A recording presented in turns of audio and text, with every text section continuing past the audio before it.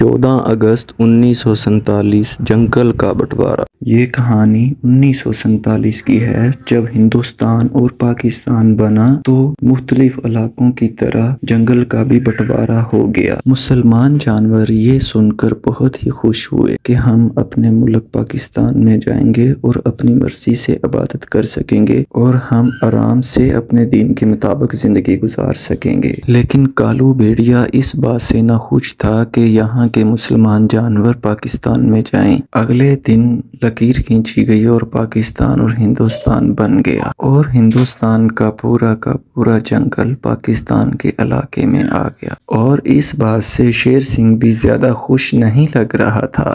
شیر سنگھ باقی جانوروں کو کہنے لگا کہ ہم پاکستان کے وزیر کے پاس جائیں گے اور ان سے یہ بات کریں گے کہ ہم نے ہندوستان میں ہی رہنا ہے۔ شیر سنگھ اور باقی جانور جب پاکستان کے وزیر کے گھر پہنچے اور جا کر التجا کرنے لگے کہ حضور ہم ہندوستان میں پلے ہیں، وہیں پر رہیں گے، مسئلہ یہ ہے کہ پورے کا پورا جنگل پاکستان میں آ گیا ہے، اب اس مسئلے کا کوئی حل نکالیں، ہم کل آئیں گے اور ہم پر مہربانی کیجیے گا۔ پاکستانی وزیر بہت ہی اچھا اور نیک دل آدمی تھا، اس کی بیوی بھی بہت رحم دل تھی۔ اس کی بیوی کہنے لگی کہ یہ شیر سنگھ صحیح کہہ رہا ہے، ان کو ان کا حق دیا جائے۔ اگلے دن جب شیر سنگھ باقی جانوروں کو لے کر وزیر کے پاس پہنچا اور وزیر نے کہا میں نے فیصلہ کیا ہے کہ اسی جنگل کو آدھا آدھا کیا جائے، آدھا ہندوستان میں رہے اور آدھا پاکستان میں رہے، جس کا دل کرے پاکستان میں رہنے کو وہ یہیں پر رہ جائیں اور جس کا دل کرے وہاں پر ہندوستان کی جانب جانے کو وہ وہاں پر چلے جائیں۔